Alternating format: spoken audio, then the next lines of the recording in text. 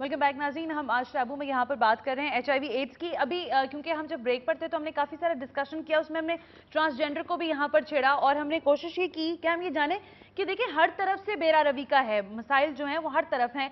कुछ चीज़ें तो ये हैं कि जो कुदरती हैं और कुछ मसाइल भी कुदरती हैं, जाहिर है उनके लिए भी काम हो रहा है, लेकिन जो ये इशू है जिसको भी हम एड्रेस कर रहे थे डॉक्टर सलीम आज़म साहब, ये जो जेंडर है, ट्रांसजेंडर, ये भी एक बहुत बड़ा फैक्टर है HIV एड्स को फैलाने के लिए। मैं ये ठीक कह रही हूँ या नहीं? ये आप इसलिए सही कह रही हैं कि जो कुदरत का तौलीदी निज़ाम है उसके अंदर अल्लाह ताला ने इस बात को यकीनी बनाया है कि एक मर्द और औरत के दरमियान जो ताल्लुक़ होगा उसमें इन्फेक्शन के ट्रांसमिशन के चांसेस कम होंगे, क्योंकि उसमें ट्रामा कम होगा।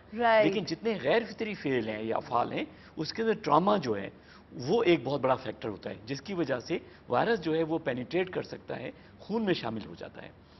तो एक तो इसमें रीज़न ये है, और दूसरी वजह यह है कि जो हमारे यहाँ ट्रांसजेंडर्स हैं तो बाज़ इलाकों के अंदर हम जिन्स परस्ती ज़्यादा है, उनके यहाँ फैमिलीज़ होती हैं, वाइफ होती है घर में, लेकिन उसके बावजूद वो हम जिन्स परस्ती में मुलविस होते हैं। वो जिनको गेज भी कहा जा सकता है।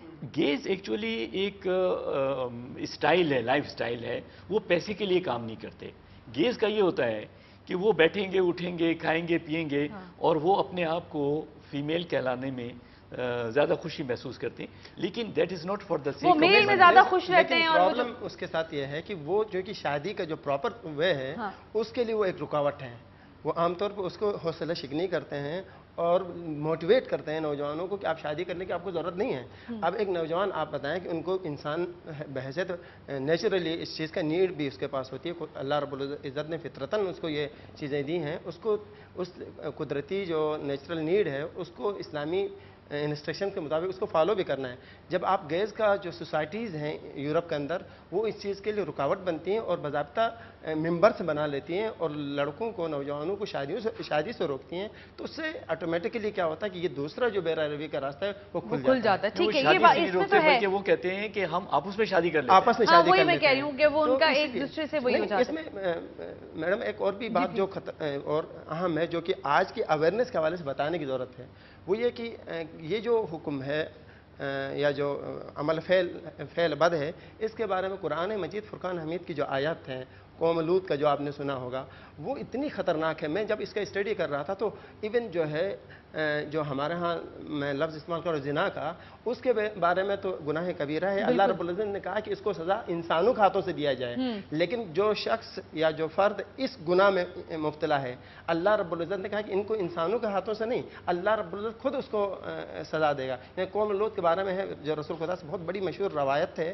कि इस कौम पर जब ये फ़ेल बद में शिकार हुई तो आसमान को वही हुई कि इनको ऊपर पत्थर बरसाया जाए और ज़मीन को ही कि उनको धंसा जाए, और यही हुआ कि ज़मीन ने धंस लिया और आसमान से पत्थर। तो कहने का मतलब ये जो गुनाह है कबीरा है, ये बहुत बड़ा है।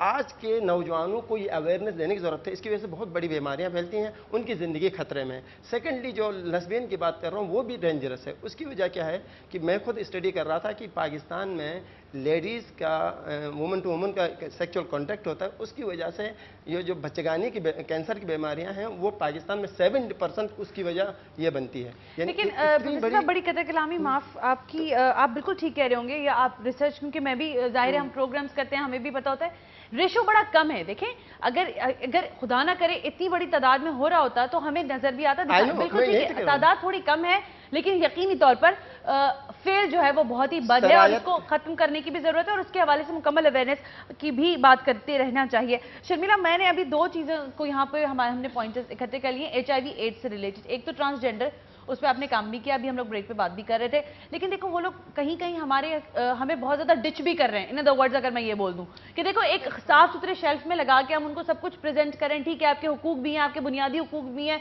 आपको इंसानों जैसा आपके साथ रवैया, लेकिन वो जो सोसाइटी के लिए एक नाहवारी की सूरत हाल इख्तियार करवा रहे हैं और माशरती बुराइयों में मुलविस है, उस पर भी काम करने की जरूरत है। बिल्कुल सना, ट्रांसजेंडर्स पे हमने बड़ा काम किया और सुप्रीम कोर्ट के अहकामात के बाद तो जाहिर बात है हर किसी की तरफ से एक किस्म का उनके लिए एक बड़ा पॉजिटिव एलिमेंट सामने आया, लेकिन जो उनका एक मैं कहूँगी रिवायती जो उनका एक काम है وہ اس قسم کی بیماریوں کو پھیلانے میں ایک بڑا ایک اہم میجر کنٹریبیوٹر ہے.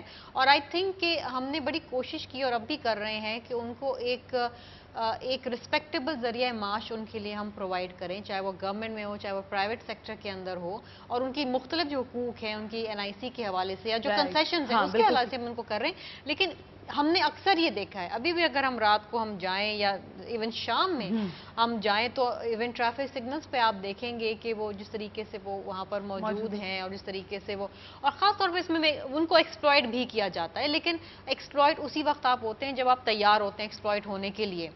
اکثر ان کی کمپلینز ہمیں یہ آتی تھی کہ جو پولیس والے ہیں وہ ان کو بہت ایکسپلائٹ کرتے ہیں. تو یہ ایشو ہے معاشرے کی, یہ برائیاں ہیں, یہ ٹیبو ہیں, اس پہ ہم بات نہیں کرتے. آپ کے پروگرام میں آئی ول اپریشیٹ کہ آپ کرتی ہیں, لیکن اس کے ساتھ ساتھ دیکھیے اور بھی کنٹریبیوٹنگ فیکٹرز ہیں. یہ جو ڈرگ ایڈکٹس ہیں اس کے حوالے سے ہمیں زیادہ کام کرنے کی ضرورت ہے.